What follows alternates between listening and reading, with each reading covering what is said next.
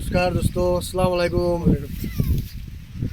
জানি মানে দাদা কি ক'ম আৰু দুখৰ কথা। গুৱাহাটীত উবেৰ চলাওঁ, ৰেপিডত চলাওঁ আৰু ওলাত গাড়ী চলাওঁ। এতিয়া অৱস্থা এনেকুৱা হৈছে মোৰ, খেতিত কাম কৰিব লগা হৈছে। চাওক, পানী দি আছোঁ খেতিত, উপায় নাই, কিবা এটা কৰি খাব লাগিব। আপোনালোকে জানে আমাৰ ৰিংকু দা আৰু আমাৰ আসাম ষ্টেট ইউনিয়নৰ যিটো সদস্যসকল আছে, সিহঁতকো কৈ আছোঁ আপোনালোকে আজি মিটিং কৰিব, কিবা কৰক।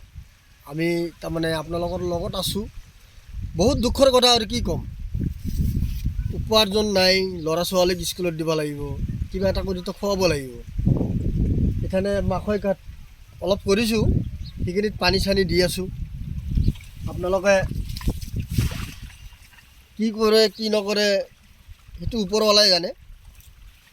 এতিয়া আৰু দুখৰ কোনো সীমা নাই। গুৱাহাটীত গাড়ী চলালে তেলৰ পইচাও নহয়, সেইকাৰণে আৰু খেতি অলপ কৰিছোঁ, গাড়ীখনৰ এমাই দিব পৰা নাই। গতিকে আপোনালোকে যদি পাৰে, যিমান জলদি পাৰে আপোনালোকে কিবা এটা সমাধা ওলাওক। চলাৰ কোনো কেপাচিটি নাই, বহুত অনুৰোধ কৰি কৈছোঁ, কিবা এটা কৰক। যদি আমাৰ চৰকাৰে যদি আমাক কিবা হেল্প নকৰে, তেনেহ'লে আমাৰ বাচাৰ কোনো উপায় নাই।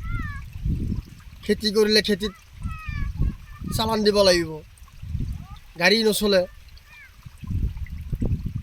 উপায়হীন হৈ এতিয়া বৰ্তমান খেতত পানী দি আছোঁ, কাম কৰি আছোঁ। বহুত সমস্যাৰ মাজত মই চলি আছোঁ। আৰু নমস্কাৰ, জয় আই অসম। ভাল কথা কৈছে।